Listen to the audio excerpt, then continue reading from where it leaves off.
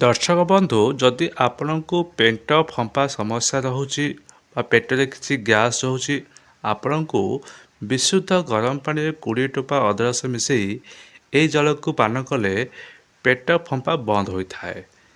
ଚାଲନ୍ତୁ ଦେଖନ୍ତୁ ଯଦି ଆପଣମାନଙ୍କୁ ବାରମ୍ବାର ବାନ୍ତି ଆସୁଛି, ବାନ୍ତିକୁ ଶୀଘ୍ର ବନ୍ଦ କରିବା ପାଇଁ ଆପଣମାନେ କ'ଣ କରିବେ ନା ଶ୍ୱେତ ଚନ୍ଦନକୁ ଘୋରି ଅଦା ରସ ଓ ମହୁ ସହ ମିଶାଇ ପାନ କଲେ ବାନ୍ତି ଶୀଘ୍ର ବନ୍ଦ ହୋଇଯାଇଥାଏ। ସେହିପରି ଯଦି ଆପଣମାନେ ମୁଣ୍ଡର ବାଳ ବଢ଼ିବାକୁ ଆପଣମାନଙ୍କୁ କ'ଣ କରିବାକୁ ପଡ଼ିବ ନା ମନ୍ଦାର ଫୁଲକୁ ବାଟି ନଡ଼ିଆ ତେଲରେ ମିଶାଇ ମୁଣ୍ଡରେ କିଛି ଦିନ ଲଗାଇଲେ ଦେଖିବେ ଆପଣଙ୍କ ଚୁଟି ଲମ୍ବା ହୋଇପାରିବ। ସେହିପରି ଯଦି ଆପଣମାନଙ୍କୁ ଚକ୍ଷୁ ସମସ୍ୟା ରହିଛି, ଆପଣମାନେ କ'ଣ କରିବେ ନା ଶ୍ୱେତ ପୂରଣୀରେ ସର୍ବାଙ୍ଗ ଛେଚି ତା ରସ ଆଖିରେ ପକାଇଲେ ଆପଣ ଆଖିକୁ ଭଲ ଦେଖାଯିବ।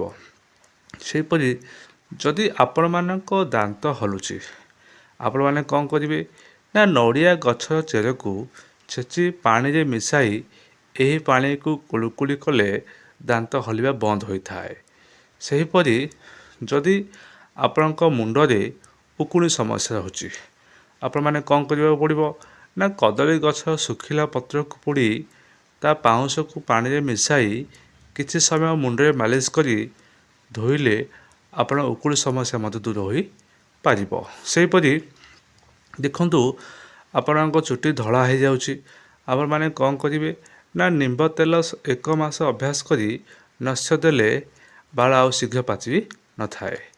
ଦେଖନ୍ତୁ ଏହିପରି କିଛି ଟିପ୍ସ ଆପଣ ଫଲୋ କରନ୍ତୁ, ନିଶ୍ଚୟ ଏହା 100% ଆୟୁର୍ବେଦିକ କାମ ଆପଣଙ୍କୁ ଦେବ।